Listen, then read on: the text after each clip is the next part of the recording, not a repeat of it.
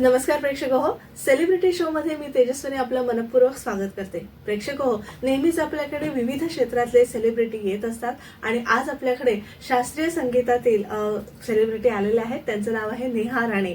नेहा, तुझं मनपूर्वक स्वागत. नमस्ते. पहिल्यांदाच येते आज आचार्य 90 FM स्टुडिओ मध्ये. नेहाचं वैशिष्ट्य म्हणजे संगीत विशारद नेहा तर आहेच, पण तिने अगदी भारतभर भ्रमंती केलेली आहे. आपले भारतभर संगीताचे कार्यक्रम केलेले आहेत आणि खुद्द आशाताईंसोबत तिला काम करण्याची संधी मिळालेली आहे. म्हणजे ज्यांचं स्वप्न असतं आशाताईंबरोबर काम करावं, अशा दैवतांबरोबर तिने काम केलेलं आहे. तर आज सगळा तिचा आपण प्रवास जाणून घेणार आहोत संगीताचा. आणि एक छान मैत्रीण मला आज मिळालेली आहे पूनम राणे मॅडम यांच्या निमित्ताने. तर पूनम राणे मॅडमचेही मनपूर्वक आभार व्यक्त करूया आणि चला तर कार्यक्रमाला सुरुवात करूया. नेहा, तुझी सुरुवात कशी झाली? म्हणजे आपण शाळा कॉलेजमध्ये असतो ते जनरली असं फार लाईटली घेतो म्युझिक वगैरे, कधी कधी नृत्य करतो, कधी गातो, पण जेव्हा अशी एक वेळ येते की आपल्याला सिरियसली वाटतं की आपण आता हेच केलं पाहिजे, ह्यातच आपली रुची आहे, तर ह्यातच करिअर करावं असं आपल्याला वाटतं, तर तो क्षण कधी आला तुझ्या आयुष्यामध्ये? खरं तर हे सरप्राइझिंग असेल सगळ्यांसाठीच की शाळेत असताना मला ॲज अ डान्सर म्हणून लोक जास्त ओळखत होते, सिंगर म्हणून कमी ओळखत होते. फक्त माझ्या शाळेतील एक संगीत शिक्षिका होत्या, बंडागळे बाई म्हणून. त्यांनी माझ्यातला गायक हेरला होता आणि तेव्हा माझ्या आईला त्यांनी सांगितलेलं की तिला गाणं नक्की शिकवा. पण आपल्या वेळेस तेवढ्या अपॉर्च्युनिटीज नव्हत्या की आपण गाण्याच्या क्लासला जाऊन क्लासिकल म्युझिक शिकावं किंवा तेवढं गायडन्स देणारं कोणी नव्हतं. तरी पण मी थोडंफार म्हणजे हार्मोनियम वगैरे 1-2 क्लासेस केले होते, पण त्यानंतर अभ्यासामुळे स्कॉलरशिप्स 10th स्टँडर्ड वगैरे, त्यामुळे कुठेतरी गाणं मागे राहिलं. आणि अचानक 12वी नंतर माझ्या घरासमोरच म्हणजे बाजूच्या घरीच मिसेस विद्या जाईल म्हणून माझ्या ज्या गुरु आहेत त्या राहायला आल्या होत्या आणि मला संगीताचा आवाज ऐकू आला. तर मी माझ्या बाबांना सांगितलं की आय थिंक बाजूच्या घरी गाण्याचे क्लासेस चालू आहेत आणि आता मला ही अपॉर्च्युनिटी हुकवायची नाहीये. 12वीची एक्झाम जशी होईल तसं मी गाण्याचे क्लास जॉईन करेन. त्यावेळेस असा विचार नव्हता केला की पुढे जाऊन गाण्यात करिअर करायचं आहे किंवा काही शोज करायचे आहेत. फक्त एक आवड, छंद म्हणून मी गाण्याच्या क्लासला गेले होते. पण तिथे गेल्यानंतर कळलं की किती मोठा महासागर आहे संगीत म्हणजे. आणि हळूहळू बाईंच्या गायडन्सने क्लासिकलच्या एक्झाम्स देत गेले. कधी विशारद पर्यंत पोहोचले हे मलाही कळलं नाही. आणि खूप छान प्रवास होता क्लासिकलचा. थोडासा कठीणही होता कारण वाटतं तितकं संगीत सोपं नाहीये. त्यासाठी खूप मेहनत घ्यावी लागते, रियाज करावा लागतो, तेवढा वेळ द्यावा लागतो. पण कॉलेज आणि सगळ्या गोष्टींमुळे तेवढा आपल्याला आत्ताच्या परिस्थितीत देता येत नाही. पण तरीही त्यातनंही वेळ काढून मी मनापासून प्रयत्न केला होता की मी चांगल्या मार्क्सने पास होईन आणि विशारद फर्स्ट क्लासने मी पास झाले. त्यावेळेस मला खूप म्हणजे बरं वाटलं की चला म्हणजे मी सार्थकी लावलंय शिकणं गाणं. आणि त्याच्यानंतर हळूहळू मित्र परिवार वाढत गेला. म्युझिक रिलेटेड लोक आयुष्यात आली, त्यांच्या गायडन्सने सुद्धा रेकॉर्डिंग करायच्या संधी मिळाल्या, वेगळ्या वेगळ्या शोज मध्ये पार्टिसिपेट करायचं संधी मिळाली. त्यामुळे जितकी लोक माझ्या आयुष्यात आली त्या सगळ्यांची मी आभारी आहे की त्यांनी मला पदोपदी गायडन्स दिलेला आहे. आपण तुझ्याबद्दल प्रवासाबद्दल बोलणारच आहोत, पण अगदी कार्यक्रमाची आपण सुरुवात करतोय तर मला वाटतं आपण थोडंसं तुझं गुणगुण आपल्या प्रेक्षकांना ऐकूया.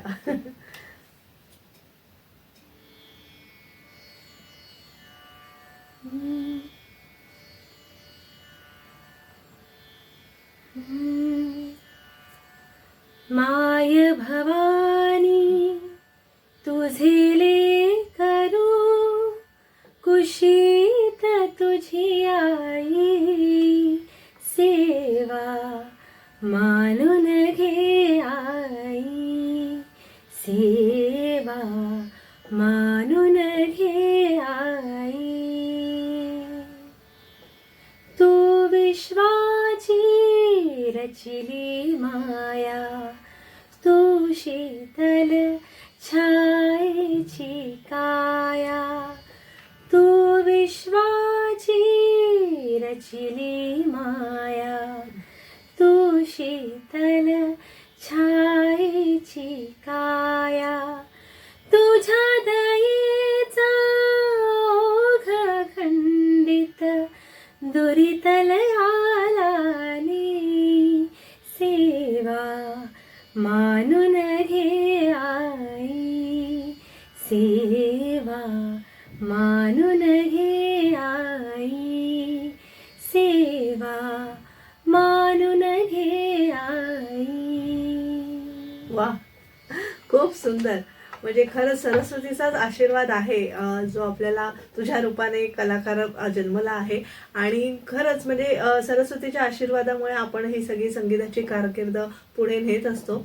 आता मला अर्थात तुझ्या गुरूंबद्दल जाणून घ्यायचंय. तुझे संगीत क्षेत्रातले गुरु कोण? जसं मी मगाशी सांगितलं, श्रीमती विद्या जाईल यांच्याकडे मी क्लासिकल आणि सुगम संगीत दोघांचंही शिक्षण घेतलेलं आहे. आणि त्यांची शिकवण्याची पद्धत इतकी निराळी आहे की त्यांनी कधीच पुस्तक वाचून आम्हाला शिकवलं नाही. त्यांनी जे काही त्यांचं ज्ञान आहे ते असं मोकळ्या हाताने आमच्यापर्यंत पोहोचवलं आहे. त्यामुळे आम्हीही आमच्या स्टुडंट्सला शिकवताना कधीच हातात पुस्तक घेऊन किंवा असाच रियाज करायचा आहे, हे असं पुस्तकातच दिलेलं आहे तसंच करायचं आहे असं नाही. त्यांनी सांगितलं की तुम्ही स्वतःला एक्सप्लोर केलं पाहिजे, तुम्ही स्वतः शोधल्या पाहिजेत गोष्टी की हा राग असा गायल्याने कसा वाटेल, हा सूर असा लावला तर कसा छान वाटेल. ह्या सगळ्याचं एकदम डिटेलमध्ये त्यांनी नॉलेज दिलं आम्हाला. ते आम्हाला खूप भविष्यातही उपयोगी पडलं आहे. नक्कीच. आणि आता रागदारी संगीताविषयी जर आपण बोललो, म्हणजे क्लासिकल म्युझिक बद्दल जर बोललो, तर प्रत्येक रागाला काही काळ आपण तो शिकतो किंवा प्रत्येक राग आपल्याला आत्मसात होण्यासाठी काही काळ जावा लागतो, काही रियाज आपल्याला करायला जातो.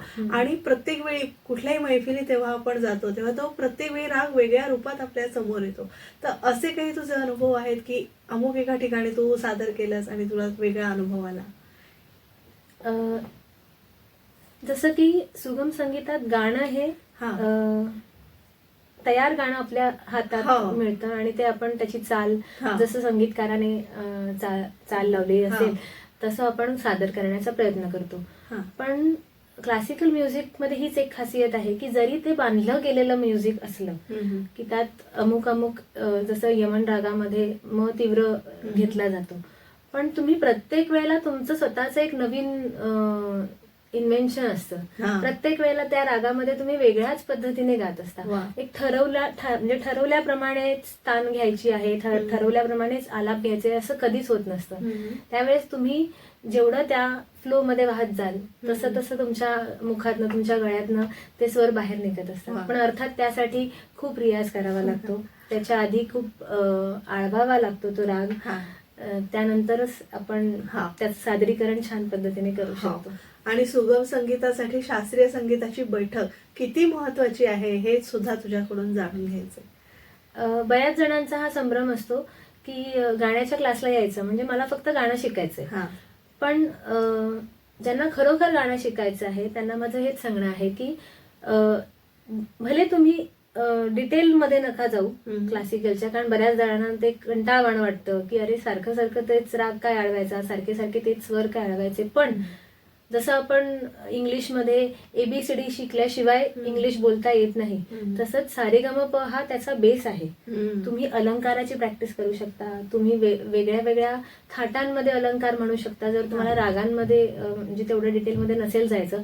पण स्वरांचा रियाज करणं हा फार इम्पॉर्टंट आहे आणि तो सगळ्यांनी केलाच पाहिजे जे गाणं शिकतायत, कारण त्याचा फायदा हा स्वतःला होणार आहे. त्याचा फायदा हा असा होणार आहे की तुमचं गाणं अधिक खुलून येणार आहे. ज्यावेळेस तुम्हाला त्या गाण्यामागचे स्वर कळायला लागतात की ह्या शब्दामागे हा स्वर लागलेला आहे, तो तसाच्या तसा लागल्यानंतर त्या गाण्याची जी म्हणजे आत्मा आहे तो जास्त खुलून येतो. आपण म्हणजे वर गाण्यापेक्षा त्या गाण्याबद्दल, त्या गाण्याच्या पाठीमागचे जे स्वर आहेत त्यांचा अभ्यास केल्यानंतर त्या गाण्याबद्दल आपण अधिक माहिती म्हणजे अधिक आपण त्या गाण्याला खुलवून गाऊ शकतो. त्यामुळे स्वरांचा रियाज करणं हा खूप महत्वाची एक बाब आहे आणि तो सर्वांनी करावा असं मला वाटतं. नक्कीच. आपण तुझ्या शास्त्रीय संगीताच्या विषयी जाणून घेतलं. आता ब्रेक नंतर मी तुला सुगम संगीताकडे नेणार आहे, ज्याच्यामध्ये तू सध्या बरेचसे कार्यक्रम केलेले आहेत. तो सगळा प्रवास आपण जाणून घेणार आहोत. तर प्रेक्षक हो, एक छोटीशी विश्रांती घेऊया आणि नेहा राणे यांच्यासोबत आपली चर्चा अशी सुरू ठेवूया. तुम्ही पाहता celebrity show with RJ Tejaswini. Acharya 90 FM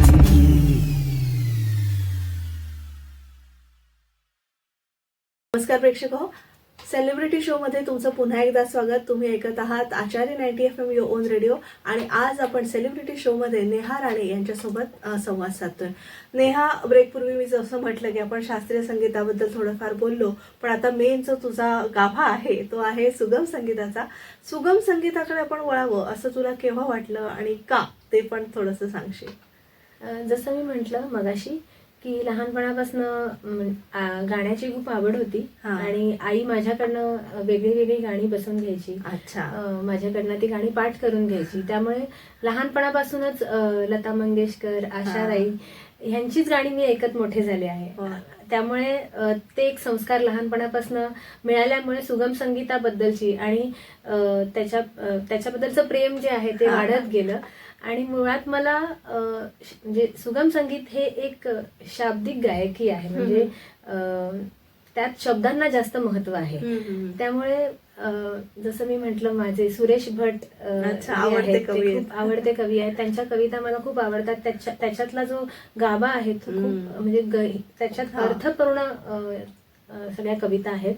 त्यामुळे मला लहानपणापासूनच कविता लिहून काढायच्या, म्हणजे त्या वेगळ्या वेगळ्या गीतकारांच्या कविता लिहून काढायच्या आणि मग त्यांची नवीन नवीन गाणी शोधून त्या गीतकारांची, संगीतकारांची ती बसवायची. ही लहानपणापासूनच खूप आवड होती. त्यामुळे असंच लहानपणापासूनच सुगम संगीताचा प्रवास खरं तर सुरू झाला होता. पण पायरीमुळे त्यातला अजून अभ्यास कसा करावा ह्याबद्दलची पण माहिती मिळाली आणि त्यानंतर तो प्रवास अजूनही सुरूच आहे. त्यामुळे आताच्या गाण्यांपेक्षा मी जुन्या गाण्यांना जास्त प्रेफरन्स देते. जुनी गाणी बसवायला, ऐकायला मला खूप आवडतात. सुगम संगीताचाही अभ्यास असतो, हे आता तू म्हणालीस, तो नेमका कसा असतो हे थोडाफार आपल्या प्रेक्षकांना, म्हणजे किंवा तुझी एक पद्धत कशी असते? कारण आजकालचे म्हणजे तरुण तरुणी आता कुठल्याही रियालिटी शो मध्ये जायचं झालं की लगेच युट्यूबला आपण सगळं सर्च करतो आणि तयारी करतो. तर तुझा अभ्यास तू कसा करतेस? सुगम संगीताचा अभ्यास करणं म्हणजे काय, तर जसं मी म्हटलं की स्टँडर्ड गाणी, क्वालिटी गाणी ऐकणं फार महत्वाचं आहे. आजकालचा धांगड दिंगा वगैरे ते ऐकून तुम्ही सुगम संगीतामध्ये माहिरत नाही होऊ शकत. तुम्हाला त्यासाठी जे क्वालिटी सिंगर्स आहेत, जसं लता मंगेशकर आहेत, आशाताई आहेत, अनुराधा पौडवाल आहेत, अशा बऱ्याच सिंगर्सची गाणी तुम्ही ऐकली पाहिजेत. सोनू निगम आहेत, मोहम्मद रफी साहब आहेत, जुन्या त्या सगळ्या सिंगर्सची तुम्ही गाणी ऐकली पाहिजेत. किशोर कुमारजी आहेत आणि त्या गाण्यांमध्येच अभ्यास आहे. तुम्ही ती गाणी जितकं डिटेलमध्ये कराल ना, तितकं तुमचा अभ्यास वाढत जाणार आहे. कारण मी बऱ्याच सिंगर्सना हे म्हणजे बोलताना ऐकलंय की तुम्ही लता मंगेशकर जींचा जेवढी गाणी तुम्ही पाठ कराल किंवा जेवढी गाण्यांचा अभ्यास कराल ना, तुम्ही अर्ध जग जिंकल्यासारखा. कारण त्यांनी त्यांचा अनुभव त्याच्यामध्ये ओतलेला आहे. आणि जसं सांगितलं की सुरांचा अभ्यास, त्यामुळे भले रागाचा अभ्यास नका करू, पण रेग्युलर बेसिसवरती अलंकारांचा अभ्यास, स्वरांचा अभ्यास हा केलाच पाहिजे. शुद्ध स्वरांचे अलंकार जरी तुम्ही रोज म्हटलेत न चुकता, त्याला एक डिसिप्लिन पाहिजे पण की न चुकता. आणि जसं सांगितलं तसं की वेगळी वेगळी गाणी ऐकत राहायची. सतत गाणी ऐकल्यानंतर आपल्या गायकीमध्ये पण तेवढा प्रभाव दिसून येतो. त्यामुळे गाणी ऐकणं आणि गाणी बसवणं आणि स्वरांचा रियाज करणं, हे डिसिप्लिन तुम्ही पाळलत ना, तर सुगम संगीत अजून खुलून येतं. मगाशी आपण तुझे आवडते गीतकार यांच्याविषयी, म्हणजे तू सुरेश भटांचा उल्लेख केलात, कवी सुरेश भट. तर आता तुला संगीतकार कोण आवडतात किंवा कोणाबरोबर तुला काम करायला जास्ती आवडलं, त्याविषयी थोडंसं सांगशील? मी रोहन आहेत, रोहन प्रधान दादा आणि रोहन गोखले यांच्यासोबत काम करायची मला संधी मिळाली. त्यांच्या काही फिल्मसाठी मी बॅकग्राऊंड स्कोर साठी काम केले आहे. आणि अजय तुलसर सरांसोबत काम करायची संधी मिळाली तर सोने की सुहागा होईल. त्याची मी वाट बघते की कधी त्यांच्यासोबत मला काम करायची संधी मिळेल. आणि अर्थातच आता आपण सुगम संगीताविषयी बोलतोय, तर मला वाटतं एक लाईट म्युझिक किंवा एक छान गाणं तू आमच्या प्रेक्षकांसाठी सादर करावं. नक्कीच, तुझ्या आवडीचं.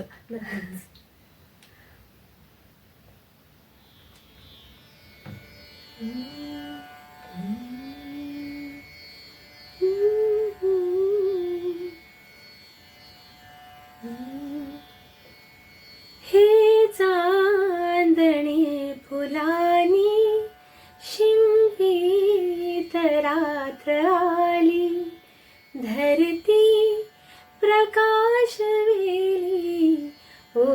ओल्या दवात न्हाली, ओल्या दवात न्हाली, तारे निळ्यान भात हे गुज सांगतात, कारंग वेगळा खुलत्या नव्या कळीस, ओठातल्या स्वराना, ओठातल्या स्वराना का जाग आज आली, धरती प्रकाश वेली, ओल्या दवात न्हाली, ओल्या दवात न्हाली, हे चांदणे फुलानी शिंपीत रात्र आली, धरती प्रकाश वेली, ओल्या दवात न्हाली, ओल्या दवात न्हाली. वा, खूप सुंदर, फार गोड गोड गळा तुला लाभलेला ईश्वर कृपेने आणि खूप सुंदर गीत तू सादर केलंस. आता अर्थातच तुला विचारायला आवडेल की बरेचसे प्रोग्राम्स तू केलेले आहेस. मगाशी मी म्हटल्याप्रमाणे भारतभर तुझे कार्यक्रम झालेले आहेत, तर तो लाईव्ह परफॉर्मन्सचा अनुभव कसा होता त्याविषयी आपण सांगूया प्रेक्षकांना. नक्कीच. खूप सोलफुल सिंगर आहेत अमित डबली जी. त्यांचं स्वतःचं एकमसत फाउंडेशन आहे. अच्छा. त्या फाउंडेशन थ्रू आम्ही पूर्ण देशभरात जिथे जिथे आर्मी कॅम्प्स आहेत, नौदल असू देत किंवा नेव्ही एअरफोर्स असू देत, तिथे प्रत्येक ठिकाणी आम्ही जाऊन एकदम रूरल एरिया की जिथे नॉर्मल पब्लिक जाऊ शकत नाही अशा ठिकाणी बॉर्डर्सला वगैरे आम्ही जाऊन कार्यक्रम केले आहेत. जम्मू काश्मीर, लेह लडाख, त्यानंतर अरुणाचल प्रदेश, मिझोराम, ह्या साईडला श्री गंगानगर, मथुरा, पटना, त्यानंतर वेलिंग्टन, साऊथला वेलिंग्टन, अशा बऱ्याच ठिकाणी, भोपाळ वगैरे, जिथे जिथे आर्मी कॅम्प्स आहेत तिथे तिथे जाऊन आम्ही त्या म्हणजे आर्मीच्या जवानांसाठी परफॉर्म केला आहे. तो एक अनुभव खूप वेगळा होता. ती एनर्जी खूप वेगळी होती. त्यांच्यासाठी म्हणून परफॉर्म करायचा एक जोश वेगळा होता. कारण त्यांच्याकडनं आम्हाला असे अनुभव आले होते की स्पेशली जम्मू काश्मीरमध्ये की इथे जम्मू काश्मीरमध्ये आमच्यासाठी आमचे फॅमिली मेंबर्स पण आम्हाला भेटायला येऊ शकत नाही. तिकडे तुम्ही स्वतःचा आयुष्य एवढं रिस्क मध्ये टाकून तुम्ही आमच्यासाठी, आमच्या एंटरटेनमेंटसाठी तुम्ही इथे आलात. ते बघून आम्हाला खूप बरं वाटलं आणि त्यांच्याकडनं जी आम्हाला ट्रीटमेंट मिळत होती ती खूप छान होती. म्हणजे तो एक न विसरण्यासारखा अनुभव आम्ही घेतला होता. त्यानंतर लाईव्ह शोज मध्ये बरेच सेलिब्रिटी सिंगर्सना बॅकिंग वोकलसाठी मी गेले होते. रेकॉर्डिंग्स पण आम्ही भरपूर केल्या आहेत. त्यामुळे मला जास्त मजा ही लाईव्ह शोज मध्ये येते रेकॉर्डिंग्स पेक्षा. आणि खूप खूप छान अनुभव होते. याच नोटवर मला आशाताईंबद्दल तू काम केलंयस, त्यांच्यासोबत तुला काम करायला मिळालं, म्हणजे एक सुवर्ण संधी. म्हणजे आपण म्हणतो ना, काही दान आपल्याला देव असं देतो, आपल्या पदरात घालतो, त्यापैकी हा आशीर्वाद आहे. तर आशा दीदींबरोबर काम करण्याचा तुझा अनुभव कसा होता? अगदी अविस्मरणीय अनुभव होता. कारण माझ्यासाठी मी खूप नवखी होते या क्षेत्रामध्ये त्यावेळेस. आणि माझ्यासोबत जे बॅकिंग वोकल्स आहेत ते खूप वर्षांपासून काम करत होते. आणि पंचमदा आहेत ना, त्यांच्या घरी रिहर्सल होती. सो मला असं तेव्हा वाटलं होतं की इट्स अ कन्सेप्ट शो आणि जे बाकीचे सिंगर्स असतात ती आशाताईंची वगैरे गाणी गाणी गाणार असतील. सो माझ्या डोक्यात तसं होतं आणि आम्हाला त्यांना बॅकिंग वोकल्स द्यायचे. थोड्या वेळाने सगळीकडे चर्चा सुरू झाली की अरे ताई कधी पण येतील. आय वॉज लाईक बापरे, आशाताई येणार आहे तिथे. अच्छा. तर ते सगळे मला बाकीचे को सिंगर्स आहेत ते म्हणाले, अगं तुला माहित नाही का आपल्याला आशाताईंसोबतच गायचंय. त्यावेळेस म्हणजे मला एकदम असं माझी एक्साइटमेंट तर होतीच आणि एक भीती पण होती सोबत. कारण त्यांच्याकडनं एक शिकण्यासारखा हा गुण आहे आशाताईंकडनं की एवढ्या आता त्यांचं वय जवळजवळ 87 किंवा 88 आहे. म्हणजे 90 आहेत आता खरं तर. पण आम्ही कार्यक्रम केला त्यावेळेस त्या 87-88 वयाच्या असतील. तरी सुद्धा स्वतःची गाणी त्यांना एवढी माहीत असून पण त्यांच्या हातात पेन आणि पेपर होता की मला काय नोट डाऊन करून घ्यायचं आहे, सुदेश भोसलेजी त्यांच्यासोबत को सिंगर्स म्हणून होते. सो ते त्यांना रिमाइंड करून द्यायचे की ताई ही ओळ ना ह्या गाण्यातली ओळ ही अशी आहे, आणि त्या लगेच ते लिहून नोट डाऊन करून घ्यायच्या. ती एक गोष्ट शिकण्यासारखी होती की तुम्ही म्हणजे कितीही मोठे सिंगर असाल किंवा काय, की आजकाल फॅड आहे की पॅड वरती बघून गाणी म्हणजे गुगल वरती टाईप केलं की लिरिक्स मिळतात, पण तसं न करता तुम्ही तुमची जी गाणी आहेत तुम्ही जी गाणी परफॉर्म करणार आहात ती तुमच्या हाताने लिहिली पाहिजेत, जेणेकरून त्या गाण्याचा अभ्यास तुमचा होतो आणि तुमचं म्हणजे तुम्हाला चुकायला होत नाही.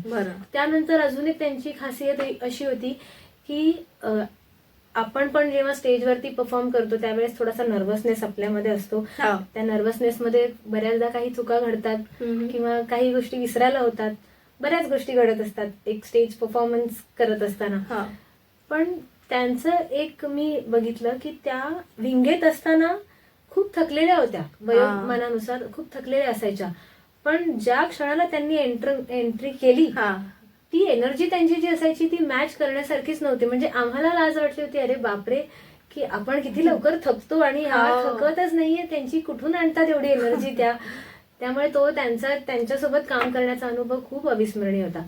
त्यानंतर त्यांनी असं नाही, त्या एवढ्या मोठ्या सिंगर आहेत तरी पण त्यांनी प्रत्येकाची नावं घेतली, त्यांच्यासोबत काम करणाऱ्या अगदी को सिंगर्सची पण त्यांनी नावं घेतली. त्यामध्ये ज्या वेळेस माझं नाव त्यांनी पुकारलं की सगळ्यांना धन्यवाद देताना की नेहा राणे, त्यावेळेस मला असं झालं की बस मला अजून काही नको, आयुष्य सार्थकी लागलं की आशाताईंनी माझं नाव घेतलं ऑन स्टेज.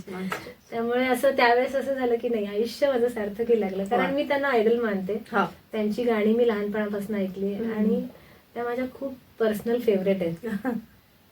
नक्कीच. याच नोटवर एक छोटीशी विश्रांती घेऊया आणि पुन्हा आपली चर्चा नेहासोबत अशीच सुरू ठेवूया. तुम्ही ऐकत आहात आचार्य 90 FM युअर ओन रेडिओ. आज सेलिब्रिटी शो मध्ये आपण आमंत्रित केलं आहे नेहा राणे हिला.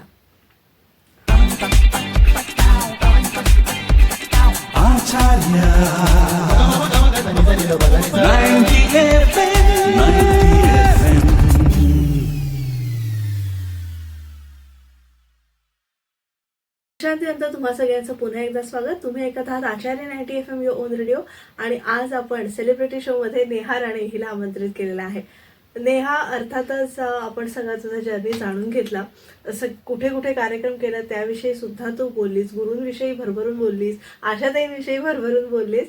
आता अर्थात तुला विचारायचंय की आता तुझा ड्रीम प्रोजेक्ट, म्हणजे आता एवढं सगळं करून झालंय पण अजूनही तू खूप लहान आहे, अजून तुला बरंच मोठं काम करायचं आहे, तर त्या दृष्टीने तुला काय ड्रीम्स अजून तुझ्या अचीव करायचे त्याविषयी थोडंसं सांगशील?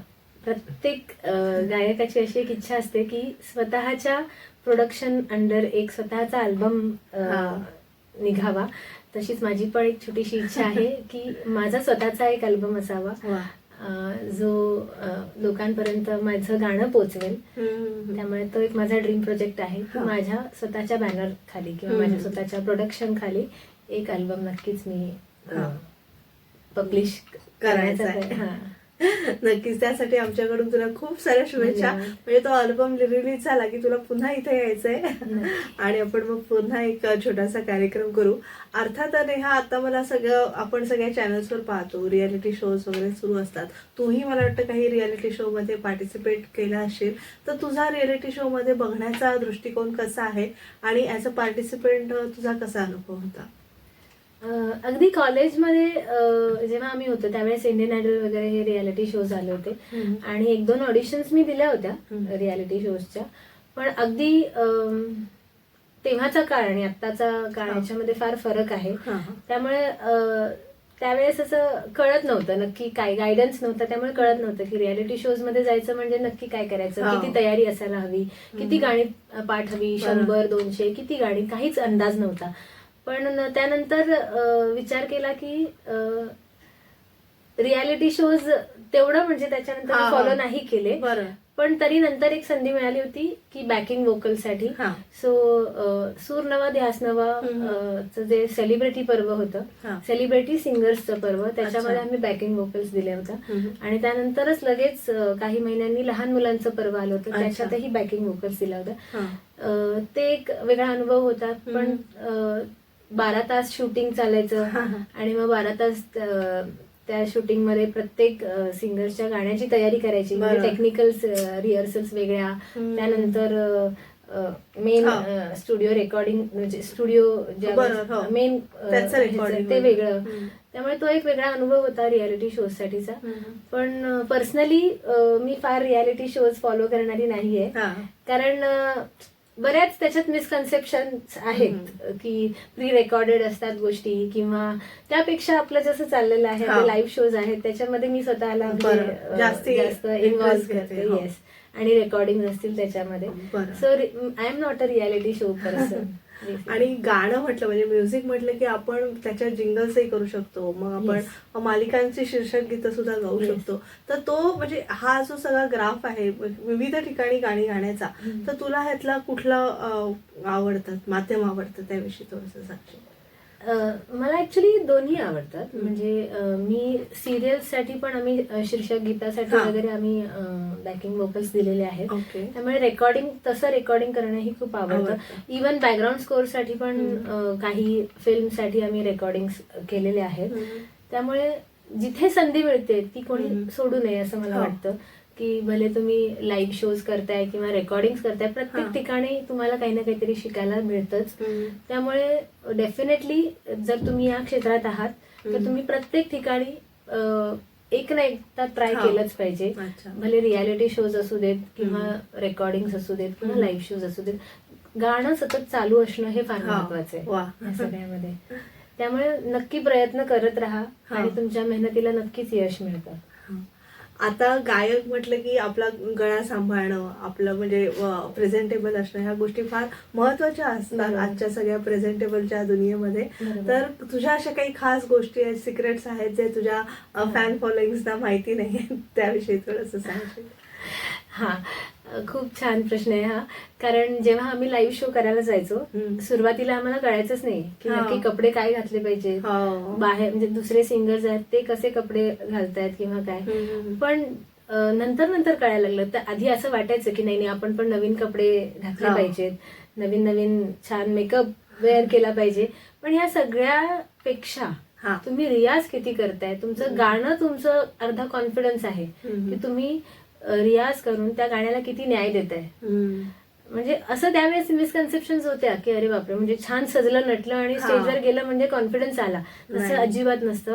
तुम्ही कितीही छान तयार व्हा, सगळं व्हा, पण इथून जर तुमचं गाणं तयार नसेल तर त्या कॉन्फिडन्सचा काहीच अर्थ उरत नाही. त्यामुळे तुम्ही जास्त फोकस हा तुमच्या गाण्याकडे केला पाहिजे आणि त्यानंतर ह्या बाकीच्या बाह्य सजावटीवरती केला पाहिजे. म्हणजे आम्ही देखील त्यातनं गेलेलो आहोत की नवीन नवीन गाऊन्स शिवायला टाकायचे, छान मेकअप टेक्निक शिकायचे की बाबा आपण थोडे प्रेझेंटेबल वाटू त्या क्षणाला. पण जर तुम्ही नर्वस व्हाल तर या सगळ्या प्रेझेंटेशनचा काही अर्थ नाही होत. त्यामुळे जास्त फोकस हा गाण्याकडेच असावा असं मला वाटतं आणि सगळ्यांनी त्याकडे जास्त लक्ष दिलं पाहिजे. बरोबर, नक्कीच. आता मुलाखतीच्या शेवटी पुन्हा तुझं एक गाणं छानसं ऐकायचं आहे, तर तुला विनंती आहे आपण मुलाखतीचा शेवट शब्दांनी करण्याऐवजी सुरांनी करूया.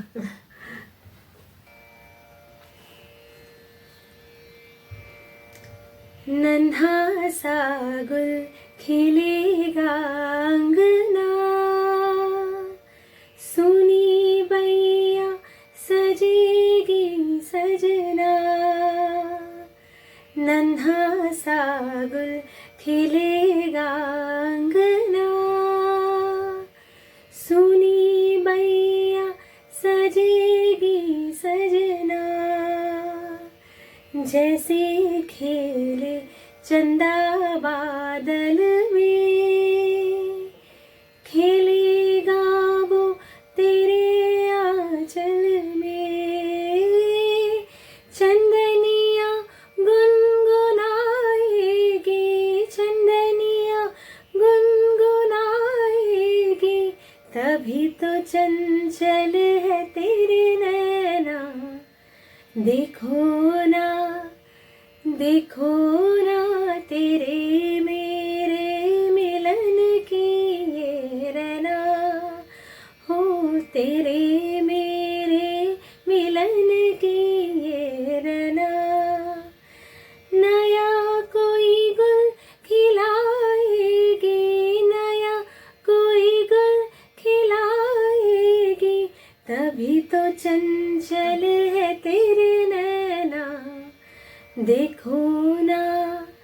देखो ना तेरे मेरे मिलन की ये रना. वा, खूप सुंदर. तर प्रेक्षको, आज सेलिब्रिटी शो मध्ये आपण गायिका नेहा राणे हिला आमंत्रित केलं होतं. पुन्हा एका नवीन सेलिब्रिटींचा भेटूया पुढील सेलिब्रिटी शो मध्ये. तर मी तेजस्विनी आपला निरोप घेते. धन्यवाद. आचार्य